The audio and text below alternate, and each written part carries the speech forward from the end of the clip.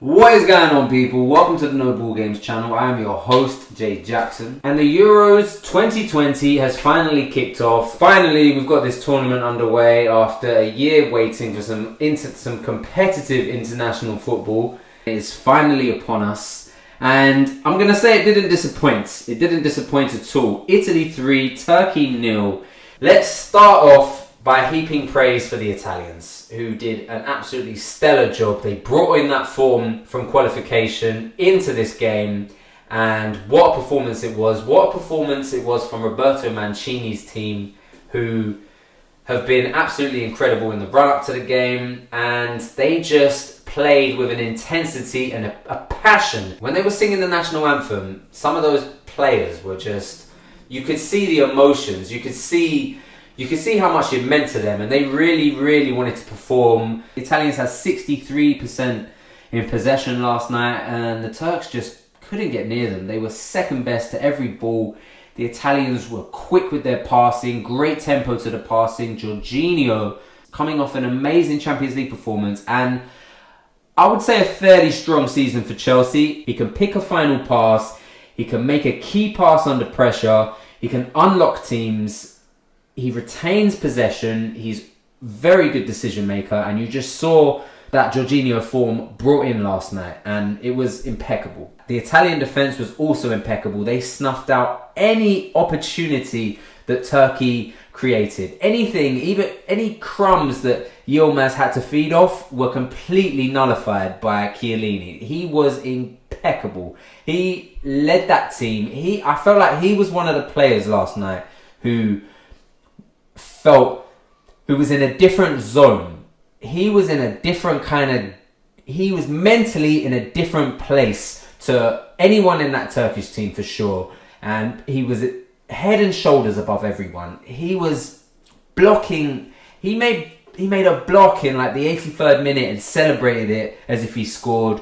He almost scored. He had a free header from a corner. He almost scored. And that is the kind of experience, an OG vet that really we talked a bit about it in the preview and to Group A, and you could just see how important that kind of figurehead is in your squad. You need these vets. You need these people who are going to lead by example, are going to be tenacious. And Chiellini was everything. He was everything. Yilmaz had no opportunity to do anything. Chiellini was breathing down his neck the whole time, making blocks.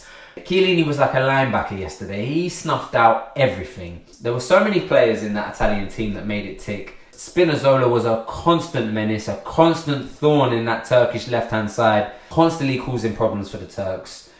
And they just didn't have an answer for that press, for that possession, for that creativity, for that tenacity. The Turks seemed a bit like they caught a bit of stage fright.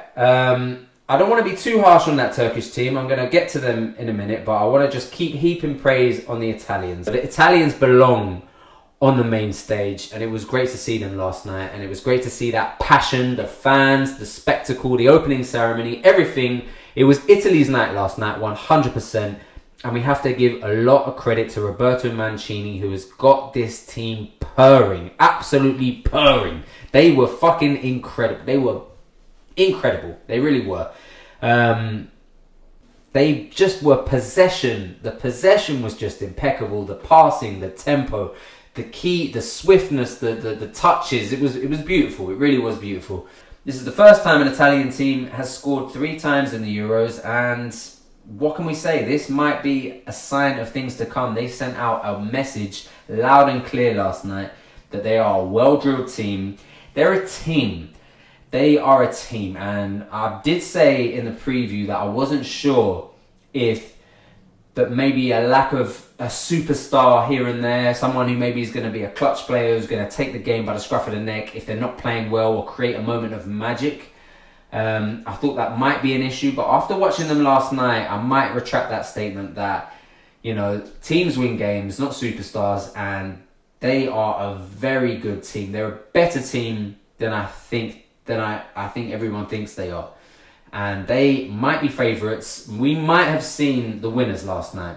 They will come up against harder opponents for sure, But until we see them play, until we see that, Italian fans can be very happy with what they saw last night. Now the Turks, I don't want to be too harsh because it was the first game. It's the youngest squad in the tournament.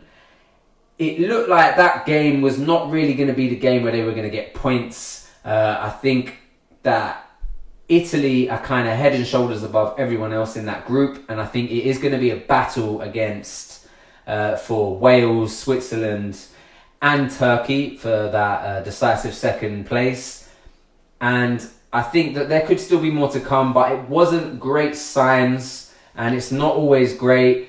But maybe a lot of teams that do end up doing well sometimes suffer on their first game. So this could be a chance for Turkey to lick their wounds, regroup, figure out what they did wrong, and move from there and try and make improvements for their next game. But I think Turkey's main problem was they got a touch of the stage fright. The young team, perhaps, the occasion was too big, and against an Italian team at home, it might have been a bit too much for them. They weren't really able to create chances. Yilmaz was isolated by himself all night. He didn't have anything to feed off, and it was credit that Turkey managed to get away without conceding for 60 minutes. Which shows that they can be defensively resilient, which shows that they can soak up pressure and they might be able to be defensively resilient moving forward. But they are going to come unstuck if they don't create chances and they don't get more possession and they don't move the ball forward and make more key passes. And Yilmaz, who is actually 8 years older than everyone else in that Turkish squad, you need to get him more isolated. Maybe he needs to come deeper to collect the ball, or you've got to make some better. He might need more help up there. He was definitely very isolated, but it was the first game. We really didn't get to see what Turkey can offer, but I'm sure we're going to see that in the games against Wales and Switzerland, so I don't want to be too harsh. The night was definitely Italy's. Commiserations for Turkey, but I'm sure they'll be back. They're definitely a strong team, one of the stronger teams in that group. I had them to go through, but they've got to figure it out fairly quickly. You don't get too much time to lick your wounds, so you don't get too much time to move forward. So I'm sure they're going to be assessing that game, what went wrong, and hopefully they'll be able to correct some of the errors that they made. Roberto Mancini, who has got this Italian team purring, picking up that Italian team after being very, very poor the past few years and having to rebuild without Buffon, without a lot of stars. He's really got this Italian team purring, and I think he deserves a lot of the credit, a lot of the plaudits. And he is probably the reason this Italian team are contenders. They're definitely playing as a great team, and it just shows what a fantastic manager he is. The Signor Roberto Mancini, hats off. And the howler of the day, the L of the day, I'm going to have to give that to the midfielders in that Turkish team, which is harsh. And I think that their failure to impose themselves on that game probably deserves the L of the evening. I think that there's talent there, there's players there, but Turkish fans want to see their team play, want to see a team that gives it their all. They were toothless. Yesterday. So let's see if that Turkish midfield is going to turn it around. I would say they're the disappointment of the day, really. But the tournament is young. Let's see what they're going to bring to the table. They've still got a lot to bring to the table. I still think they're a very strong team. Turkey are still a strong team. They still have great players. And I do think that they will be able to impose themselves against perhaps some of the lesser teams in the group. That was match day 1 wrapped up. The day belongs to the Italians and Roberto Mancini. Tanti auguri, and we move forwards. So guys, thank you for watching. Like, comment, subscribe, all that jazz, and I'll see you guys in a bit.